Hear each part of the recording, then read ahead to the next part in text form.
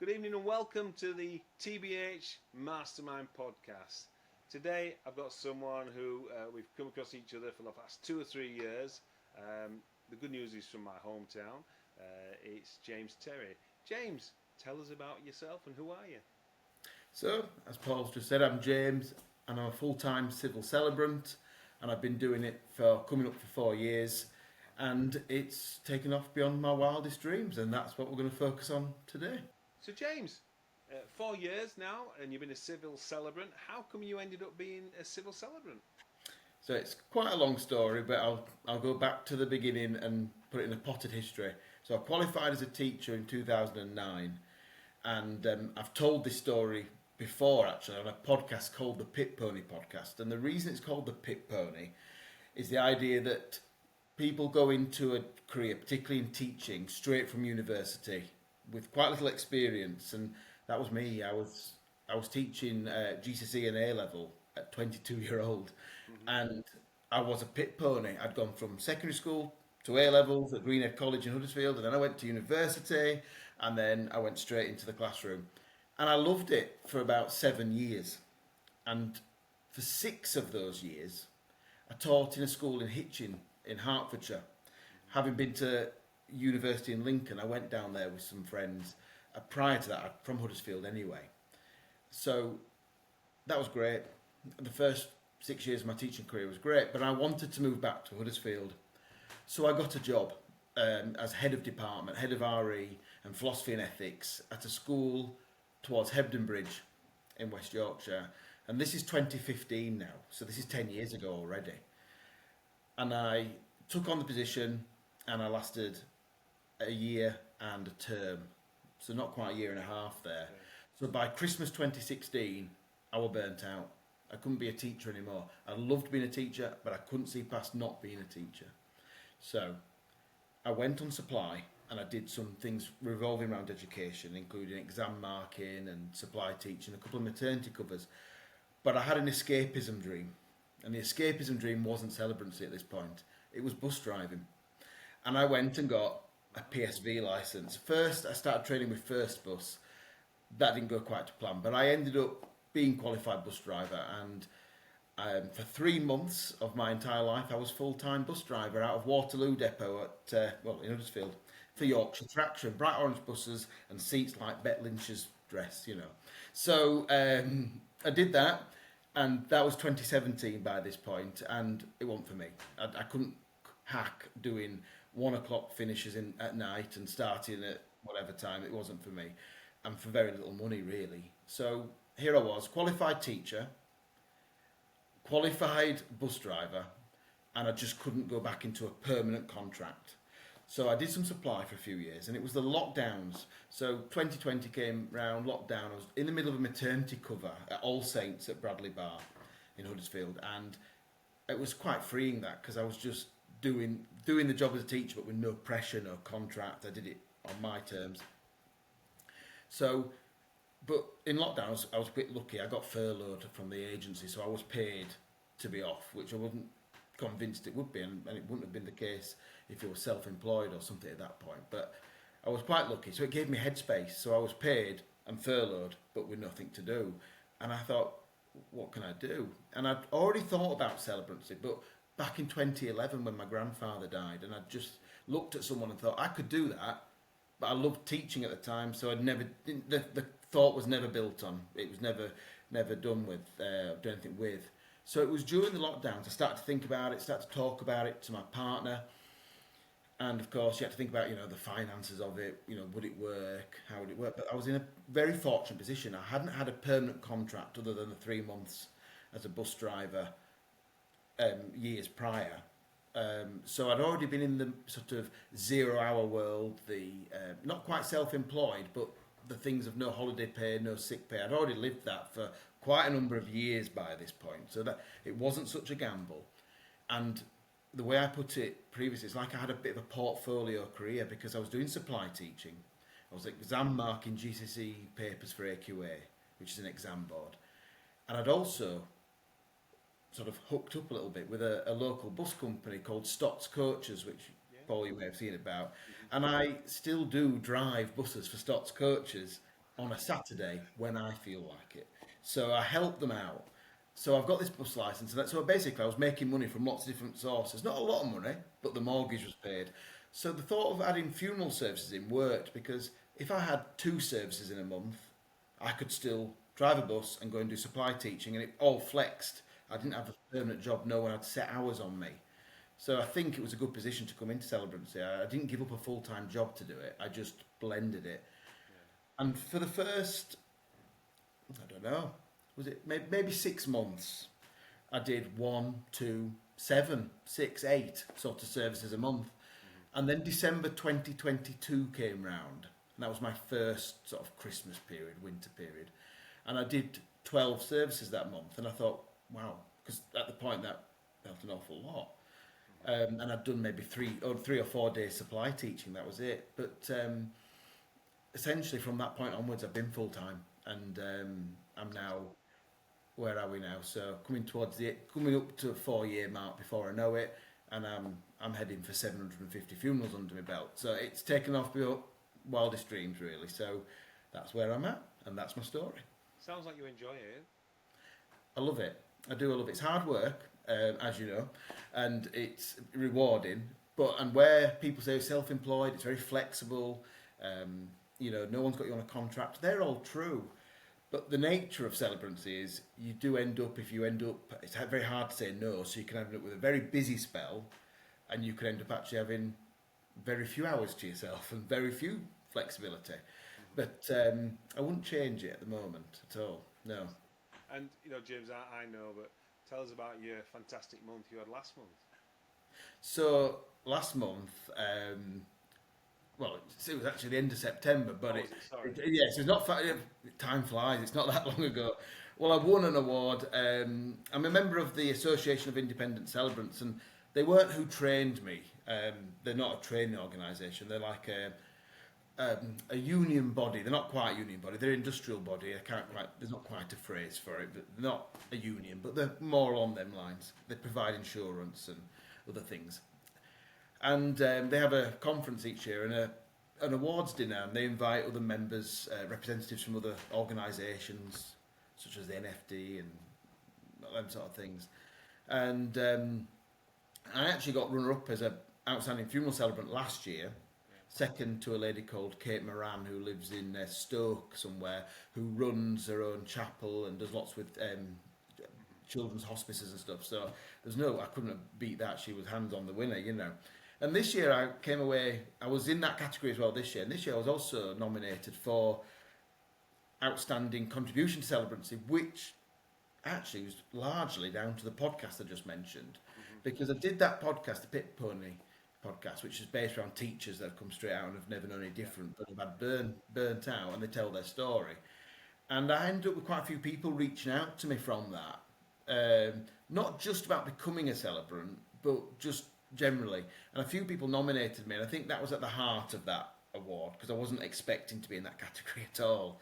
And I thought, well, what have I contributed to celebrancy? But I suppose it's that greater reach from it, not necessarily the service. Congratulations, you're as humble as always, but So no, it was a great month. Like all months are great, but that one I thought, I was flabbergasted by it. It wasn't something I would have expected. It was okay. It was an in-house award. It's not one that's it's between members, if you like. It's recognition. It is, yeah. You're right. I'm playing it down, but I don't mean to. But I look at it and think I've actually got it on the desk here somewhere. Hang on. I look at it and I think, there you go. Is that really mine? But there you go. Celebrancy, you're dealing with people who are at probably the worst time. The grief they're feeling. How does that affect you in your day-to-day life? I'd like to say it doesn't, but I think in reality we both know it can. So I think day to day, perhaps I'm not always conscious of it. Maybe it's the subconscious with that.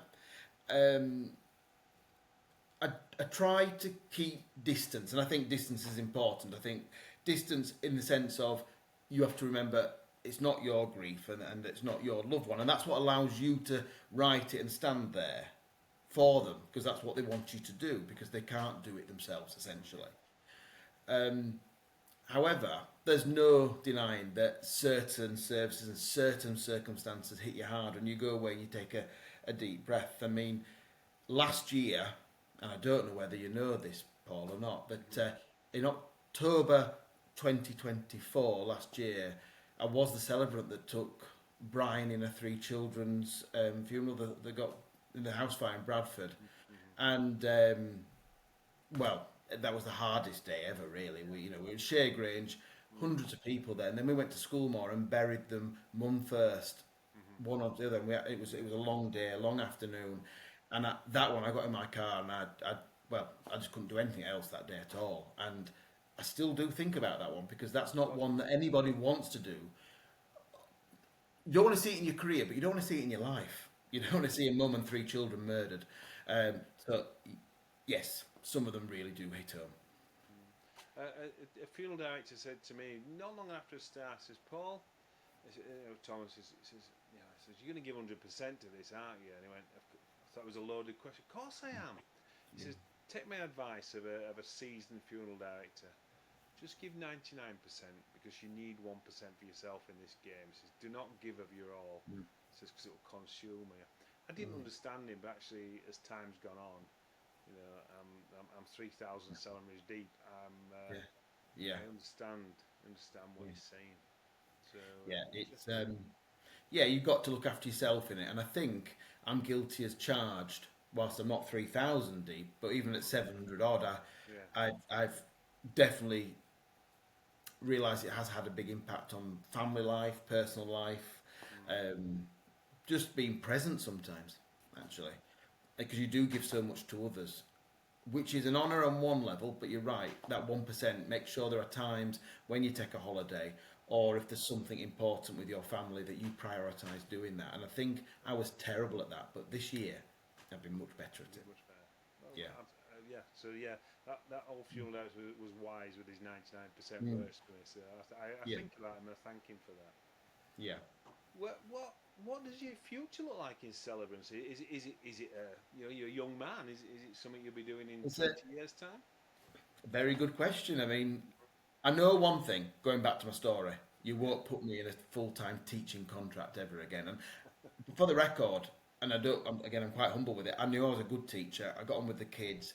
It was the bureaucracy that was behind it. It was the wear down, and but I can't bring myself to do that. So if it wasn't this, it'd be something else. I'd have to reinvent myself again, if you like, because that's the case of what I've done with the bus driving, with this and so on. But I'd like to think so, and it's one of the reasons why, although I did an official qualification when I started this, and an OCN Level 3 certificate, I have signed up and I'm currently studying. I say currently, I've yet to start. But I signed up for the Level 4 Civil Ceremonies Advanced Practice Diploma. The reasons for that is, whilst at the moment you don't need to hold a qualification to be a celebrant officially, but if regulation comes in, and as you just said, are you going to be doing it in 20 years' time or whatever? Well, the age I am, I will still have a mortgage in 20 years' time. So actually, I'm just preparing for the long haul and just doing that now if things do change. Where if perhaps, if I was 3 years off retirement, I'd say I won't be investing in that. I think it's where you're at in your life, isn't it? So for me, I'd like to think so. Although I will say, I sometimes wonder with this game that we're in, with being a celebrant, whether, because it's ever evolving, ever changing, and I have often questioned whether, as an individual, bringing what you bring to the table could have a shelf life. I don't know. I do think the changes are coming, and particularly, do you do weddings? I've trained in weddings originally, but I've only ever done 3. So, and I've got 1 booked for next year. So the answer is yes, but my promotion for it is minimal, and you won't catch me at a wedding fair. It's just not what I do. So there's only if they come to me. Legislative changes coming for the wedding, trying to get. Yeah. And it's only the UK that seems to be peculiar to this. That the council, basically, the government bodies run that control, and the church. Everywhere else in the world, if you're an officiant, as they call them, or a celebrant, you can marry, and I think that would be something I'd love to see. It would be great. I have one reservation over it, and that would be it could bring so much, not just regulation, but legislation where we'd have to register and maybe have to keep updated with a registered database. And I suppose, there could be costs and there could be a constant up need for training and keeping up with that, a bit like a registrar might, I which guess. might work well, but I don't think it'd be as simple. I think there's going to be multifaceted levels to that, I think. But I truly think it would be a great thing to happen. Whether I would do more weddings, I don't know, but it'd be great to see. I love the fact that you're at Greenhead. I went there. It was the best time of my life at Greenhead. It was a lot different to when you were there, but I had a ball at Greenhead College. It was fantastic. I've still got friends who are Yeah, 30 me years too. in and still got Yeah, friends from there. yeah. No, Where do it you, was a good place. where do you see your future? As in celebrancy, where do you see that going? What's the future of your business? I don't have a big plan or anything like that. I'd like to still be building a reputation. I still like the phone to ring. I'd still like to take bookings. I'd like to be doing this. Business wise, I think I don't really have much direction on it other than just doing the best I can and just, making a living out of it, but making a difference as well, which is ultimately the combination that in any line of work, if you're doing one that is hopefully vocational and making a difference to others, but equally we've all got our own needs and things in life. It is a job as well as a vocation. It's both. So I think just having success and making a difference and doing the job well and being here for the long haul is what I see. I don't particularly see me growing into doing 20, 30 weddings a year. I don't particularly see me writing a book or something like that at the moment. Who knows though? But like I know you are, but I can't see that. So the business plan, I suppose, is just to continue on the trajectory that I am now.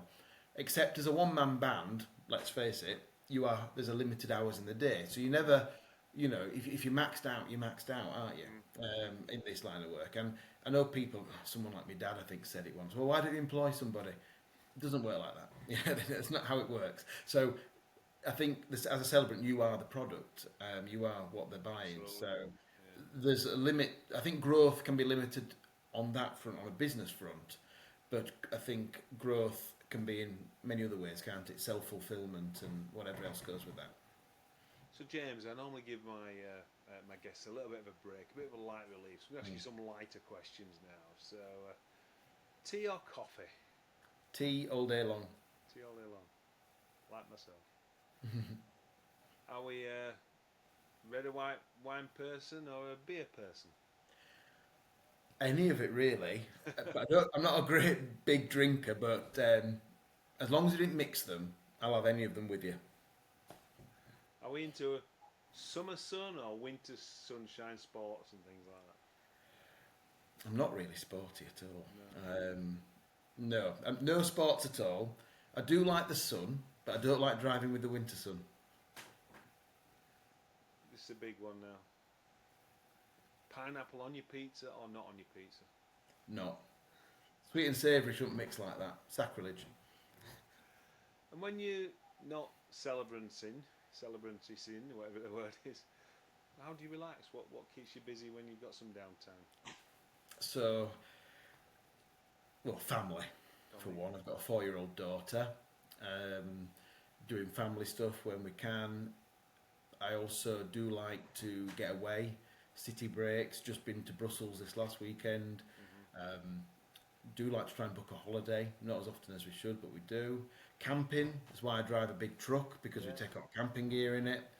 But again, not as much this year as we should have done. But yeah, I do like to, I'd like to think I was an outdoorsy person. But I think that might have been, I used to be, and I need to become more so again. Absolutely. And then, final question. Dogs or cats? Both. I would have said I was a dog lover, and I always have been. But we don't have a dog, we have a cat. And I always let people I always ask them this question. So, is there any questions you'd like to ask me at this point? I'm sure there's hundreds I could ask you. On the spot, I suppose the one that comes to my mind is, as a fellow celebrant, Yeah.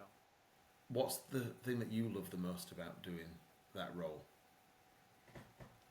I absolutely love hearing the stories of the people of because you walk through that door and you have no idea whether they're going to be. No. They got married, went to work at mill, packed it in, went to club and died. Yeah. Or right now, I met a guy last night. Met his family. Sorry. Mm. So at 21, he decided to go join the French Foreign Legion. Yeah.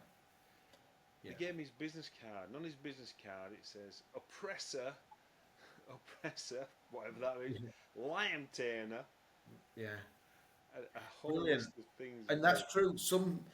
And this, I was actually talking to another celebrant about this, Nikki. You know Nikki as well. Nikki, yeah. And I was speaking to Nikki about this, and we said, we go into these families, and some people's lives are an explosion of anecdote after anecdote after anecdote, the biggest success in the world, whatever.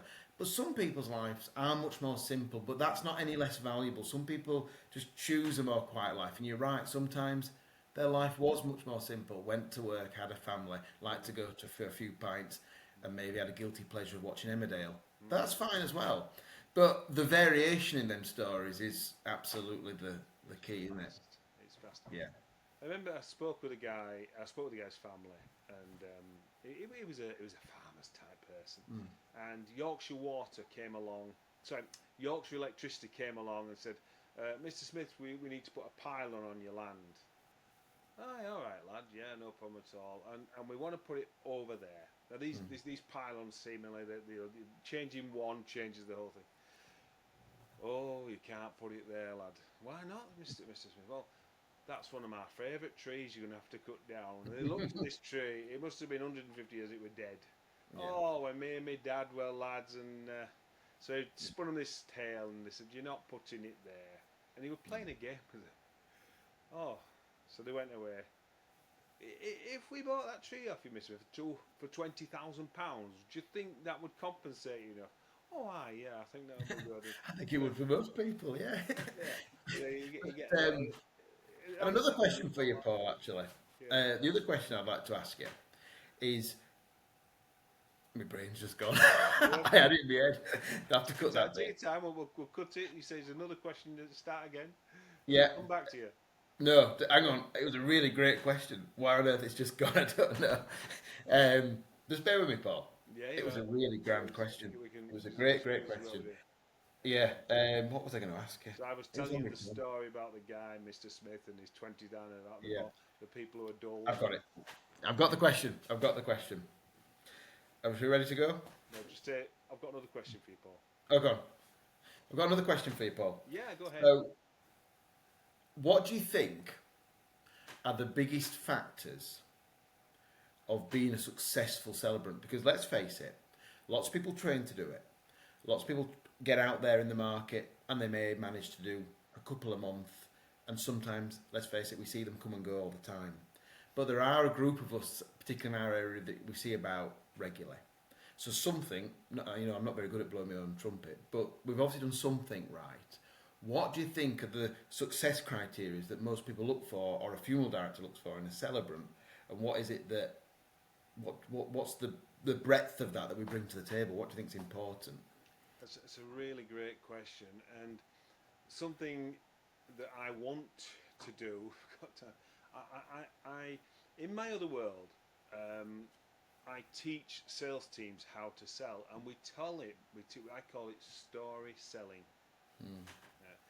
I learned about consultative selling many years ago, and the biggest problem is that new celebrants really have not got a clue how to sell them. And if you say to them, "Oh, you need to be better," it says, "Oh, I don't do sales.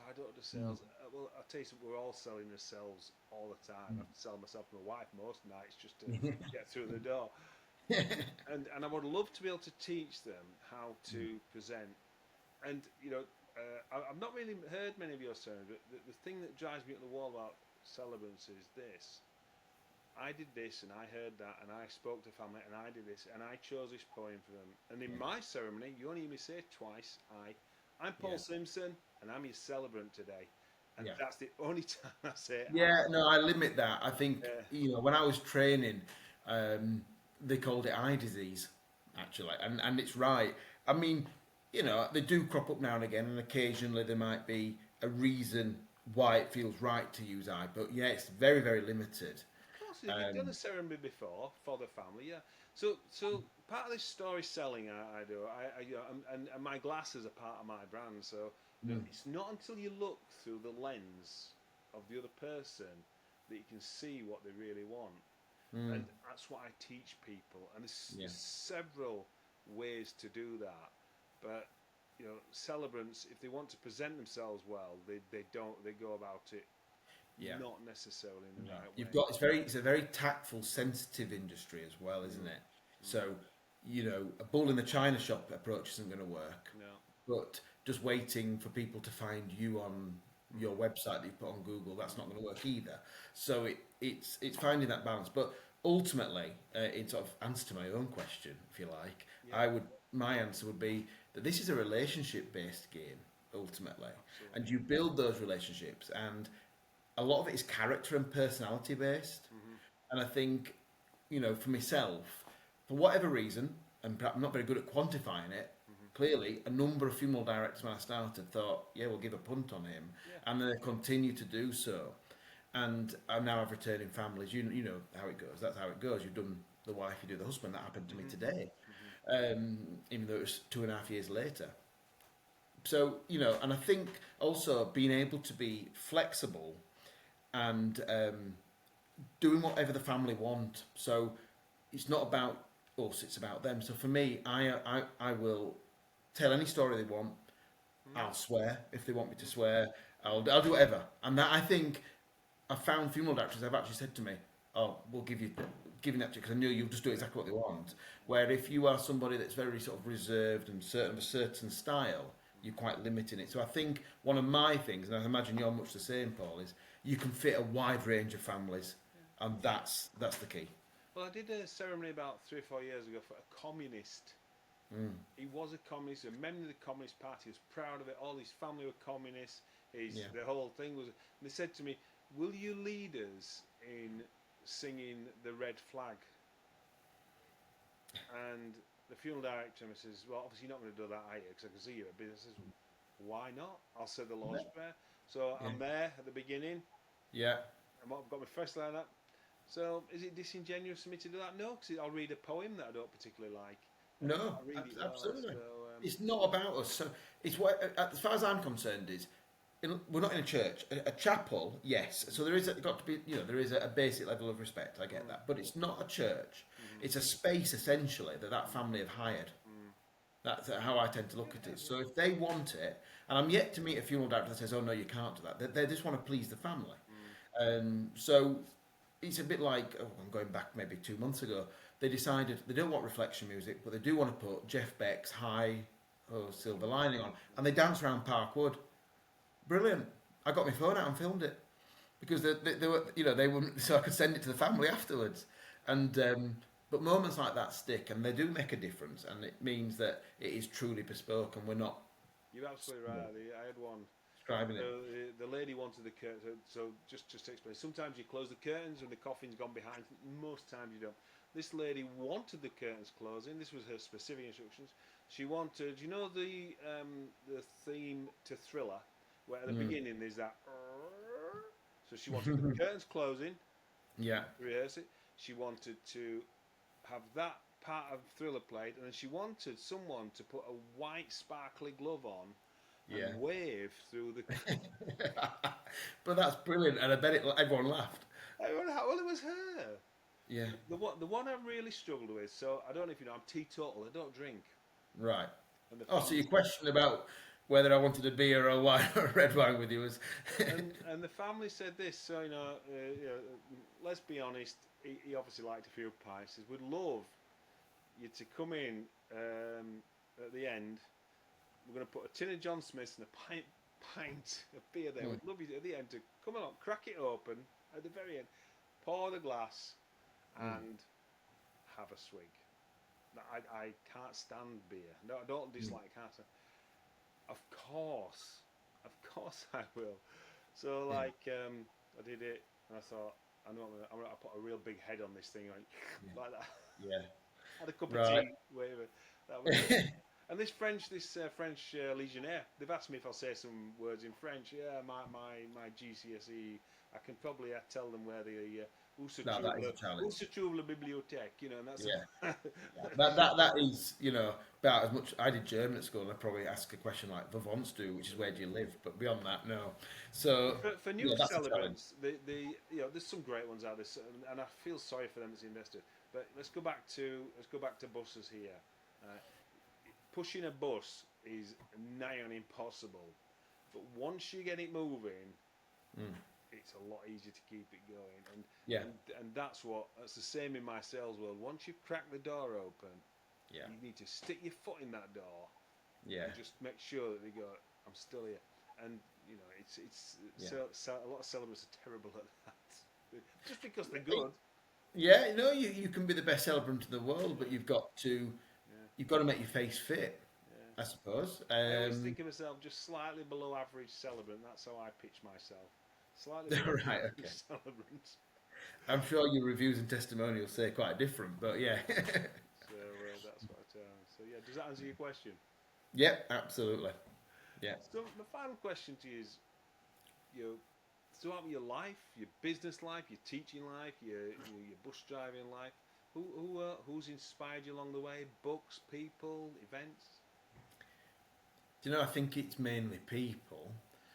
I'm not ever been someone that's read um, sort of inspirational books, and I've never taken inspiration from that really. They tend to be just everyday people that come into your life, and it's a series of events, and I find it very hard to pinpoint one particular person. So I suppose family has been important. Um, you know, my late grandmother, who passed away in 2019, Nora Terry, she was always someone that was highly supportive. Do what you want, always there, always a listening ear. So in the subconscious, I think she was a massive player for me.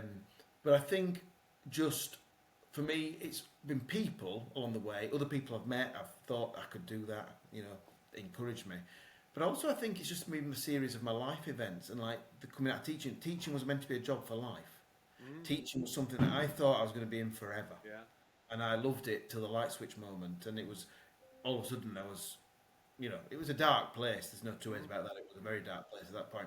So I think just the need to reinvent myself. I suppose I've inspired myself, but through the life events that have gone on. But so people and life events are at the heart of that. Not particularly books, celebrities, or anything like that. But that's what I'd say has led me here. There's no. It's been very subtle. I think the inspiration on this journey, as opposed to someone that stands out like Mahatma Gandhi or something. Nothing like that. James, you've been a great guest. Thank you for sharing your journey. I can see there's a fair few more interesting things going to happen in your life. You're a great celebrant, and it's always good to meet you on the circuit. So Yeah, right back at you. thank you for being here tonight. Yeah, no, thanks for having me, Paul. It's been lovely to tell my story. Thank you.